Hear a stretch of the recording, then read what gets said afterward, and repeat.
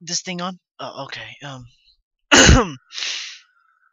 This is strange. That single thought had graced my mind a countless number of times since my life here began.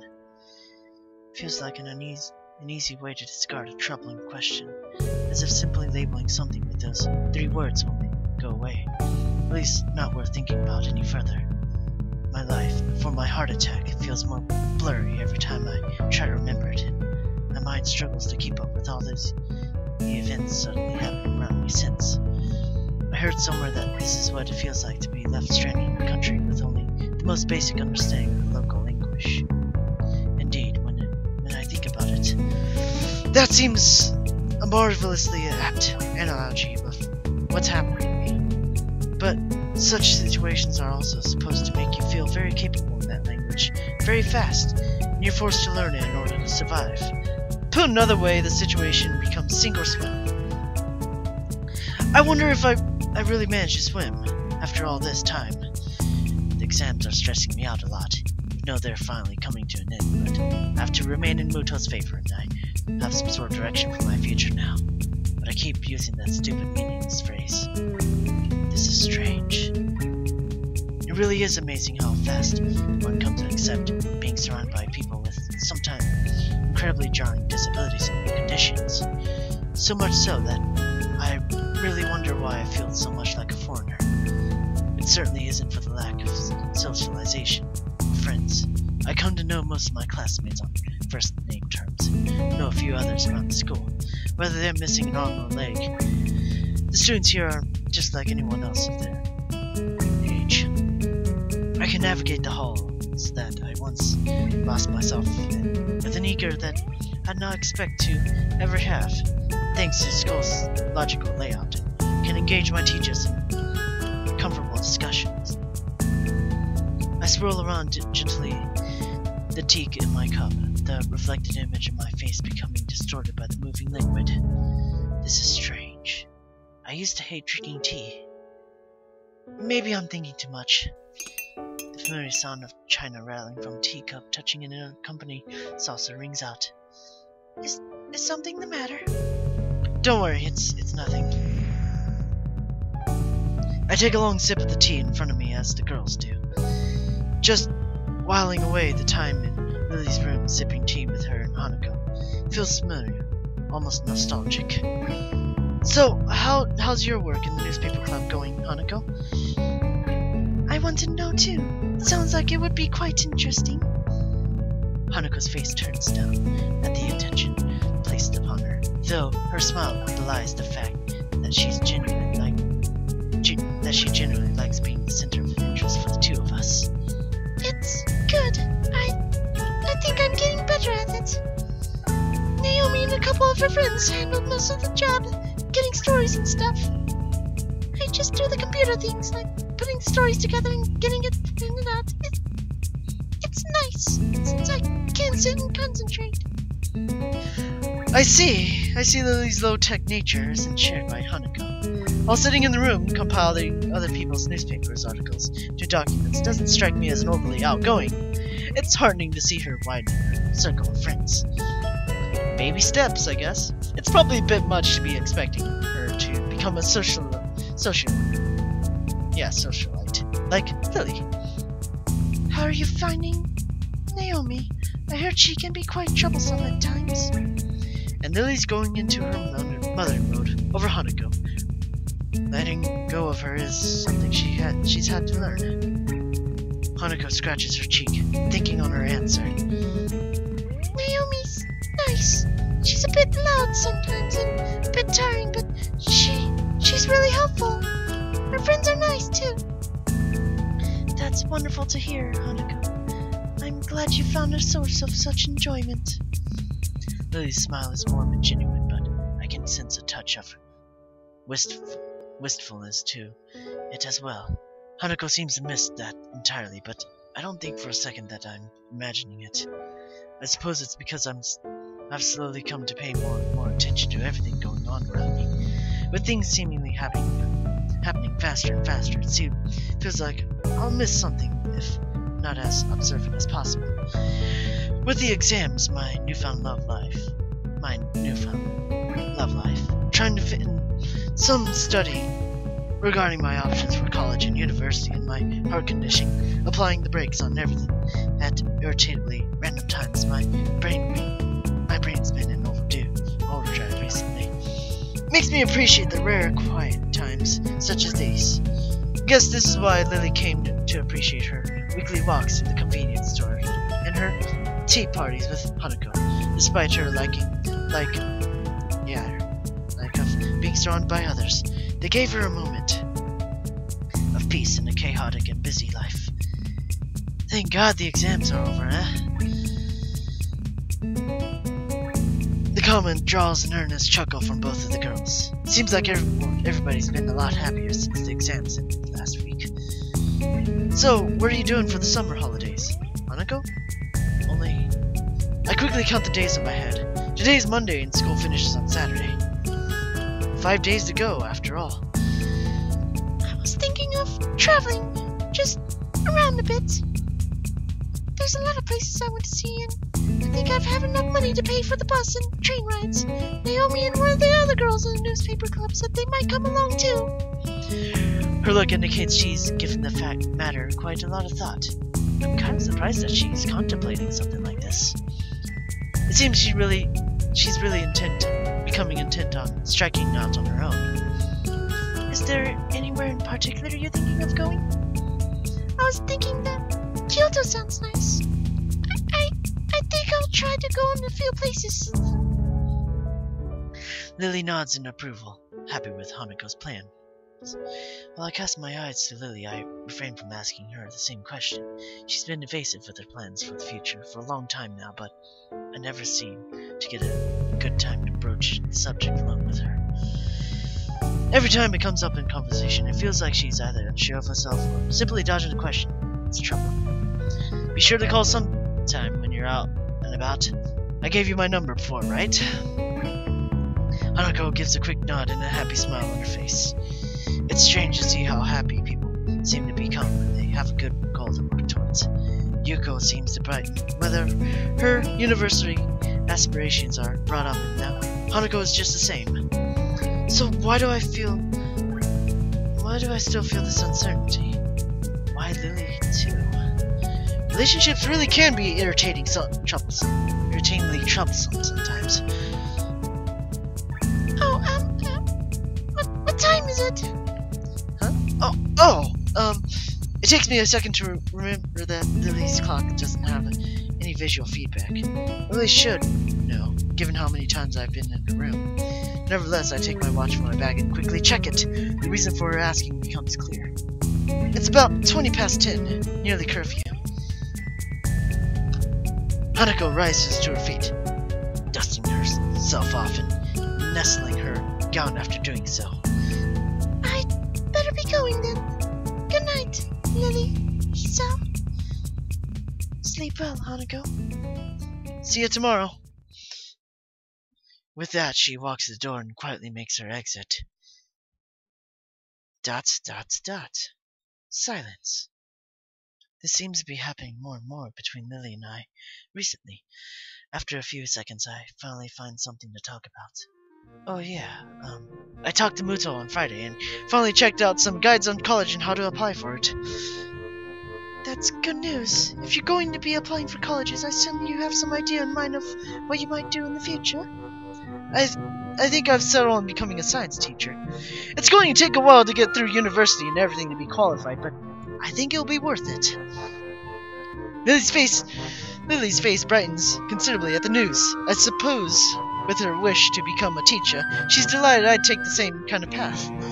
So, you decided on the career of teaching. I think that path suits you most excellently, Hisa. I smile and nod. This time, even if I know she can't see me doing so, I know she feels it. I imagine Muto would have taken to the news well. That's one word of it. Hey, Lily? Yes? I know you want to be a teacher, but for a second I wonder whether I should really ask her the question on my mind, but that's quickly brushed aside by the fact that this is rather late to have second thoughts. Surely you You don't still think I'd be offended by someone regarding my blindness? Her accusing tone is betrayed by her grinning face. Assume at my awkwardness in raising the topic. Some things never change. Good point, I guess. I was just thinking whether or not being blind would be a hindrance. What with your ambitions to become a teacher and all? She looks mildly surprised before giving the question some thought. I refuse to think she's never actually pondered this issue before. I wonder. Isao, could you close your eyes for a moment? Oh, okay. Raising an eyebrow, I do as she requests. I have no idea what she has in mind, and my questions only increase as I speak from one eye. Taking the black ribbon she usually wears in her hair from the cabinet beside her, she advances towards me while running it through her fingers to remove any stray hairs remaining on the piece of cloth. I suddenly click onto her intentions as I feel the black strip making contact with my face, wrapping around my head and over my eyes. What exactly is this for? It's a little test, Hisao. Since you seem to be wondering, I'll let you see things as I do for a time. So this is what this is about. To be honest, this actually sounds kind of fun. Childish and rather silly to anyone who would be watching, but a bit of silly fun never hurts anyone. I stand up with a heave. My hands quickly move out in front of me to warn me of any obstacles. Okay, now what? Now, touch me. If you say so. Now then. I slowly make my way forwards towards the sound of Lily's voice. My walking speed could barely even be called a shuffle. The entire experience feels alien enough that I don't want to risk inadvertently tripping over anything, such as a table or her haphazard piles of books. Something soft, yet solid, brushes against my leg. Further inspection reveals it to be Lily's bed. I move onward, finding myself thankful that Lily's room is so neat and tidy. Either this pile of books here are generally kept close to the wall while out of harm's way. The hard wall pressing against my outstretched hands make me furrow my brows in frustration. Hey, Lily, where are you? What are you doing over there? I'm over here. Lily's voice comes from the other side of the room, far from where it was before, even to my untrained ears. If she's going out of her way to avoid me reaching her, then is this just a game to her? Of course it is, compared to a life where even the concept of sight is an abstract one. A few minutes in a blindfold are nothing. I guess she's made her point.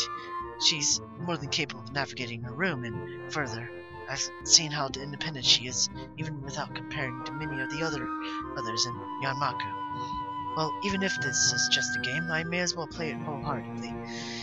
With a pace much quicker than before, I move towards the source of her voice, deftly sidestepping the table in the center of her room, thanks to remembering its position.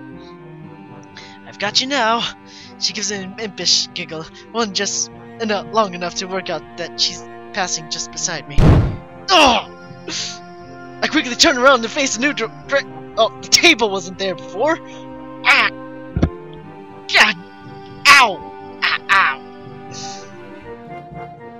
I slowly sit up to the next table, raising my blindfold as I rub my aching hand. I give an irritated kick to the table that's just sitting in front of where I fell. Utterly pointless, but the thing deserved it. Isao? Lily's still standing just to my side, obviously unsure of what's befallen me. Sorry, I just kind of fell over. Are you hurt? My head hurts, but I think I'm okay. I think the table moved in order to trip me over. She giggles as she walks over and takes a seat beside me, her hand resting on my own.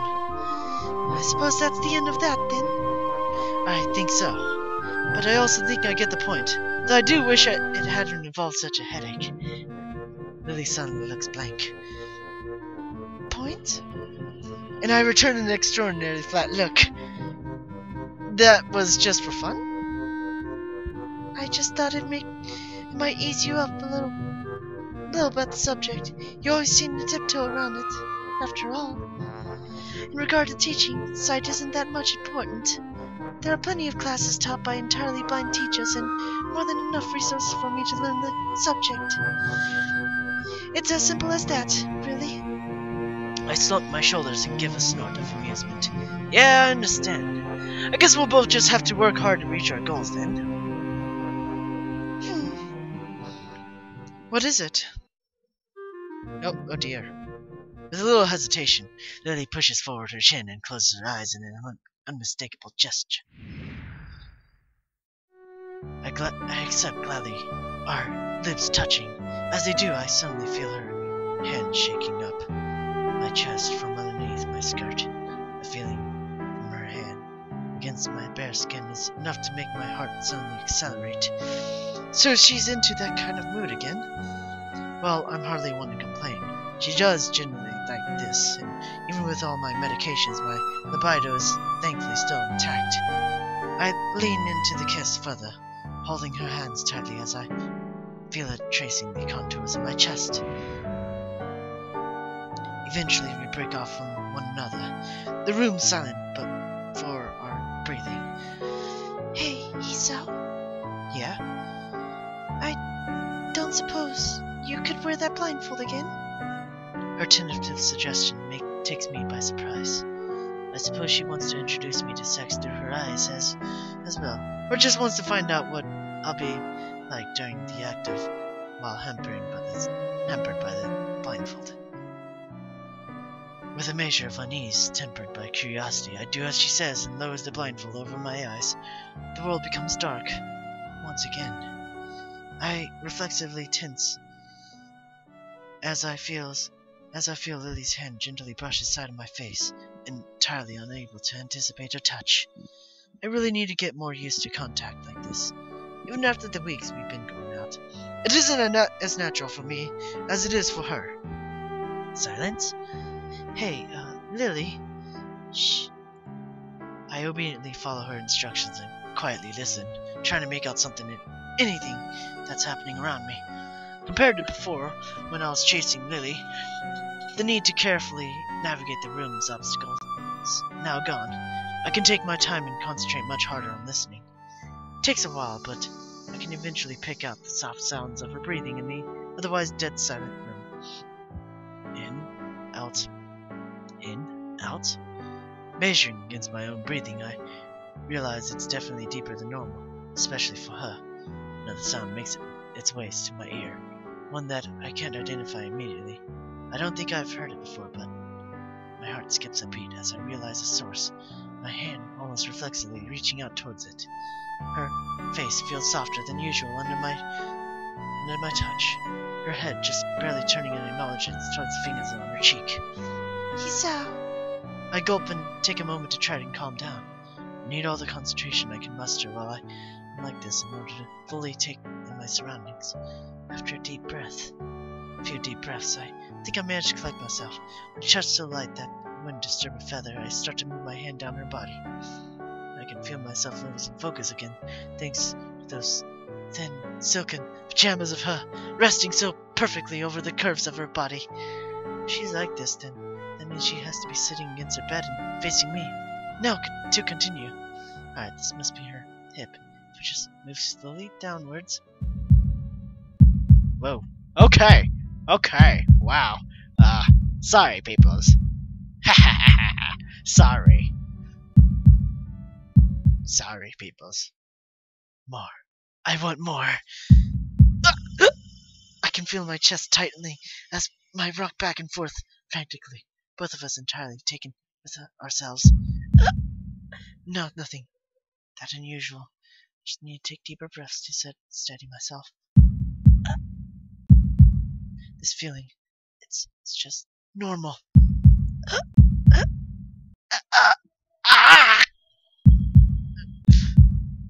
This isn't. I can't take this pain. It's too much. I stumble backwards from Lily with unseemly haste, clumsily hitting the back of my foot against the table and falling to the ground with an unceremonious crash. Breathing wildly, I practically scrape at the ribbon over my eyes as I lay on my back. I have to get this far. For a moment, everything goes blank, as the rush of newfound light assaults my eyes. My breathing's slow. It's from the brink of hyperventilation. Oh God. God damn it! Second that passes in, I carefully measure out the rhythm of my heartbeats with every ounce of concentration I can muster. My heart is normal. It's back to normal. My body feels utterly bizarre as I lay dazed on the floor, looking at the ceiling. The adrenaline from before is still pouring through my veins, but my mind is completely exhausted. I prop myself up as I hear Lily getting off the bed and coming towards me. Hisao, are you okay? Hisao? I'm fine, Lily. I'm fine. She gives a sigh of relief, her worried expression collapsing. Her face afterwards is the very last I ever want to see from her. It's a face I detested when I first saw my parents in the hospital all those months ago. Pity. Lily pities me. Damn it. I just close my eyes and turn away. Powerless. I feel like throwing up. I can hear the sound of Lily moving away and quickly attending to her. The ruffling of her clothes being pulled back on after a moment of searching, just barely audible. Sorry. She slowly shakes her head as she finishes buttoning up her top. Her kind smile looks so fragile, so delicate that it makes my heart sink. Approaching carefully, she feels out the edge of the low table just before taking a seat next to mine, putting her arms around my chest. I'm sorry, Hisao. I shouldn't have pushed my desires onto you. You don't need to apologize. I'd normally be fine. You've seen that much before. I guess I shouldn't have tried to push myself so far. My eyelids feel heavy. Calmly sitting next to her like this is probably letting the adrenaline work itself out in my system and letting my mind relax. So, that's why you never took the lead. Yeah, I guess it's a good thing you like to, huh? The joke seems to lighten her expression a little, a fact which helps let me feel less uneasy about my unreliable self. Lily's head comes to rest onto my shoulder as I struggle to keep my eyes open with more difficulty after each blink. I feel completely drained. It's okay, Hisao. It's all okay. No sooner does she say that, this than a small, quiet tune escapes her lips. Entirely too tired to think. All I can do is listen to her soft humming. It's a soft, almost melancholic tune. It sounds familiar, but the more I try to remember its origins, less I seem able to concentrate. The feeling and scent of her head gently rests on my shoulders, and her warm body against my side are soothing. Soft humming of her voice, too, relaxes my mind as much as her warmth relaxes my muscles. This singular quiet moment, after all this fracas, makes me realize just how exhausted I've become. I can feel my eyelids slowly becoming heavier and heavier. Even with the chaos of before, I wish this moment would last forever. Lily and I together, sharing a single, solitary occasion together, just as we used to. But if that's the case, how does she feel further away than she ever felt before? And we'll be continuing more of this. Come on, let's go. Bring it to me.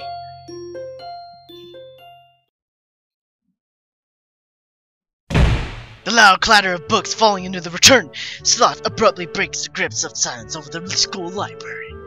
It becomes a habit for me to come to the library at least once a week. Not only does the reading itself keep me busy, but discussing books with Hanako and Lily also does. Obviously startled, Yukiko suddenly twists towards the direction of the noise. I've thought her used to people dropping books by now since she does work here. Oh, hello, Hisao. Back again? It takes me a moment to respond, my mind still distracted by the familiar melody of Lily's humming. That's hardly left my ears in the several days. It's been since I fell asleep to it. Oh yeah, just returning some books I borrowed. She casts her eyes downward, presuming to the bin the books drop into. You're a very hasty, heavy reader, aren't you? It's become a bit of a routine now. Passes the time, at least. I wish I had free time to pass.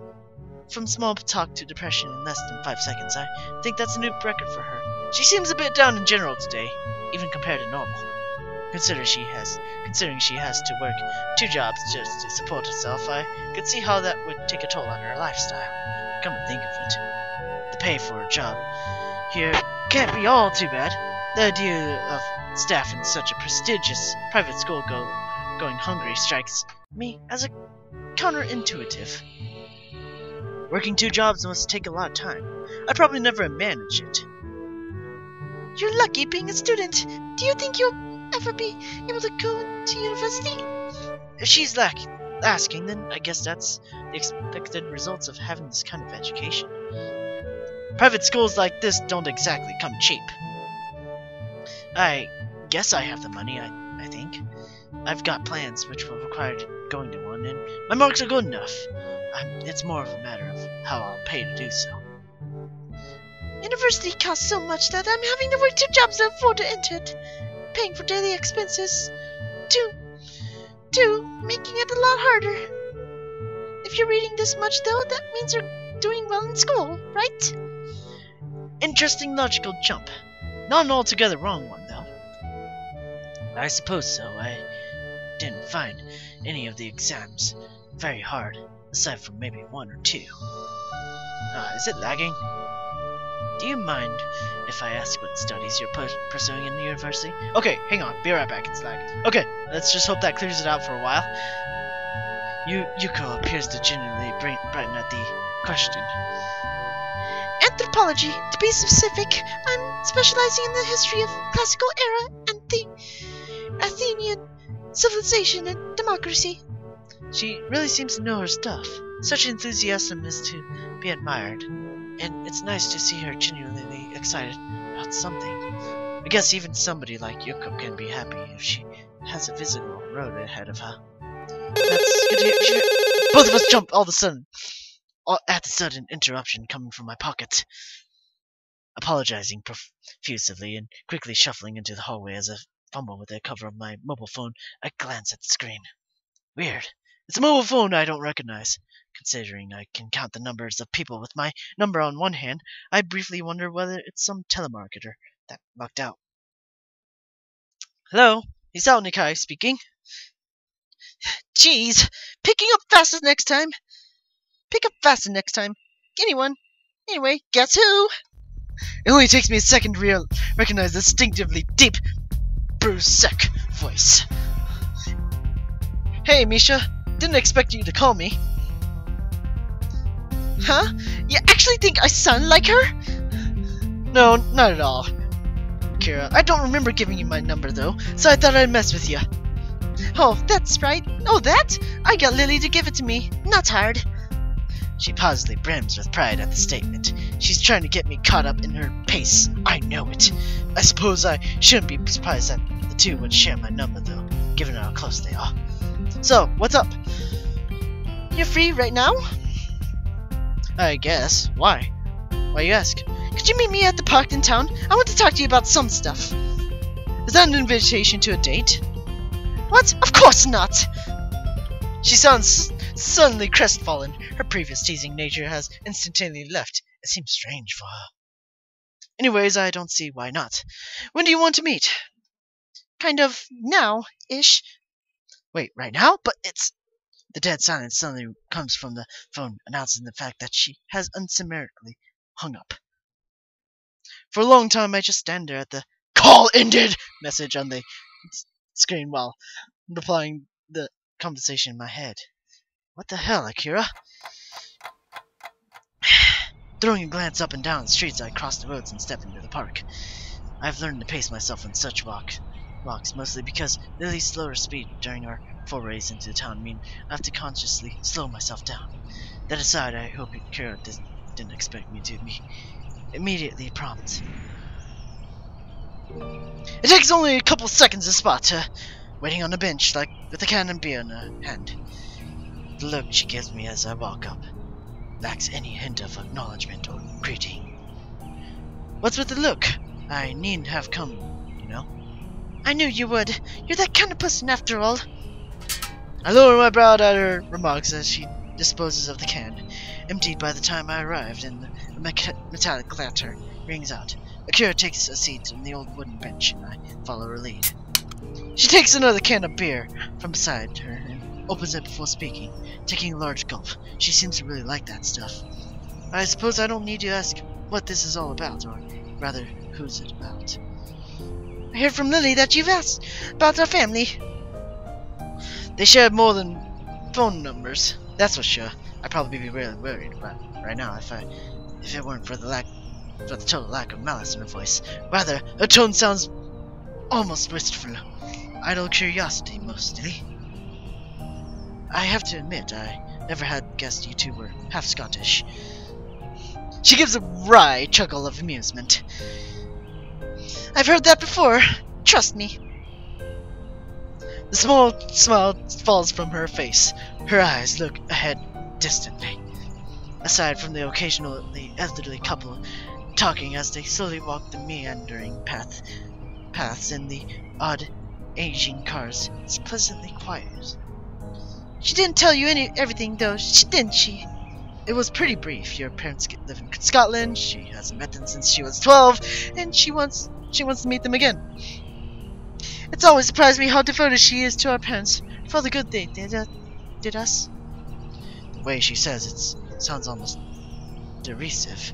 She gives a small sigh as to quickly brush the feeling away. Why do you think they left, Hisao? Why do I think they left? From what Lily told me, it was because of work. I guess a pretty decent paid job was involved as well, given the way your parents seem to live. So Lily went to a private school, and that's why she carries herself with the airs and graces of the upper class. Yeah, since the business in Inverness boomed, our father decided to move directly to the same city as its headquarters. That's just the conclusion I thought you'd come up to. Though, you're too good-natured. You don't think they left for their career? I'm sitting here bitching to you about it. What do you think? Yanmaku Academy.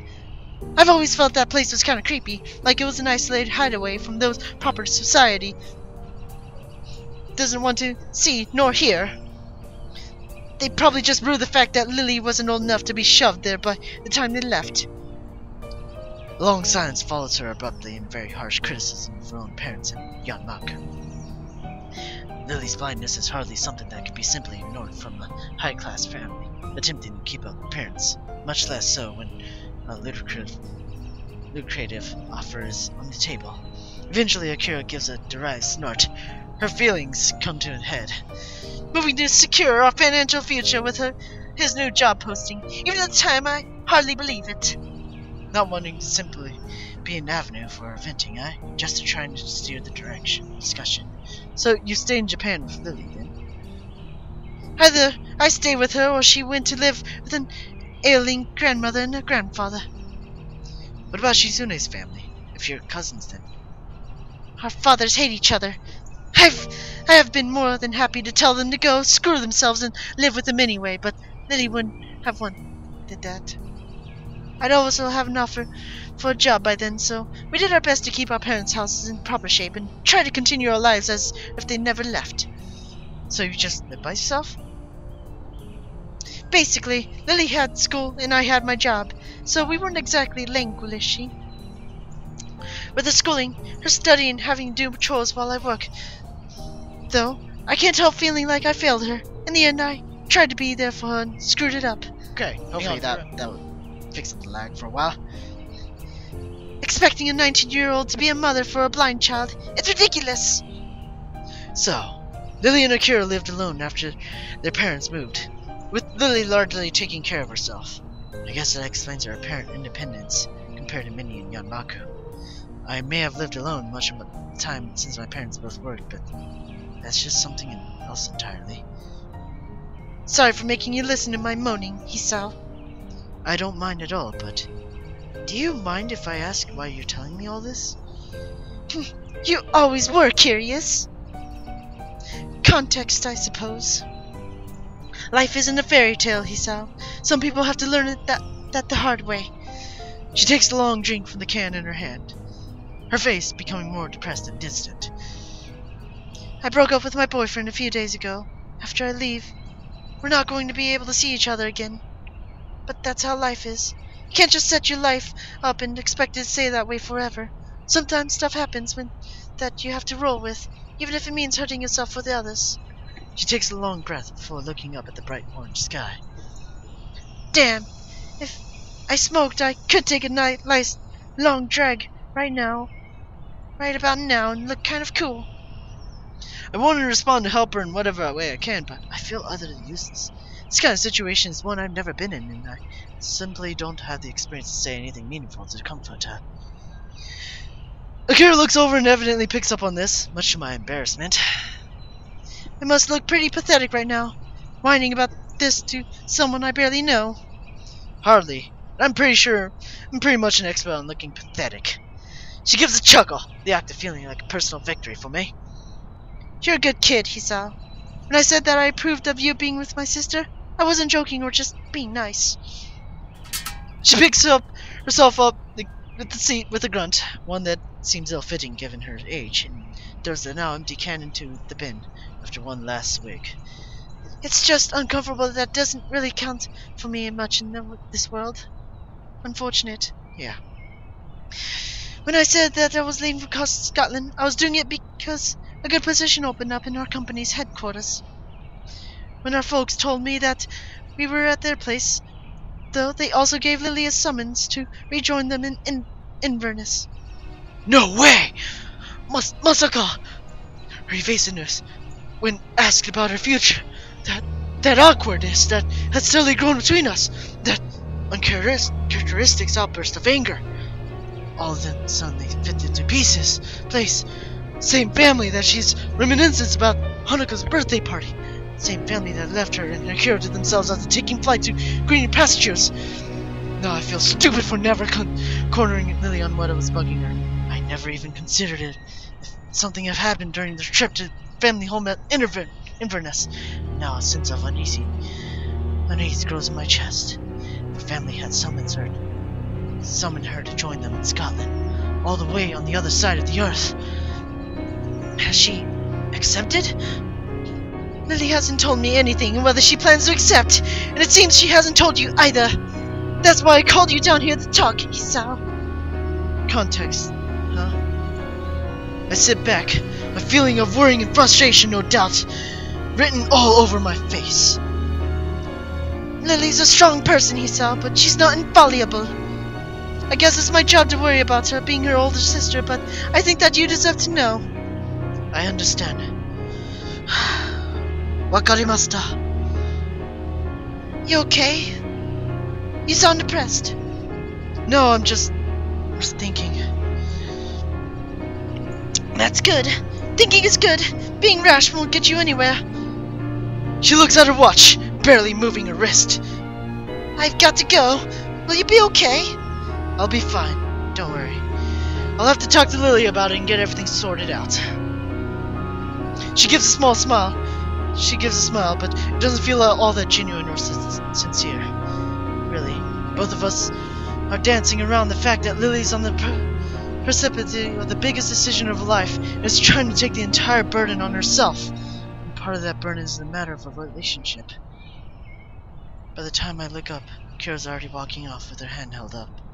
For the first time in a long while, I finally have an answer to something. Perhaps not even that, but at least I now have the right question to ask. Will you ever leave? No, will you leave or stay?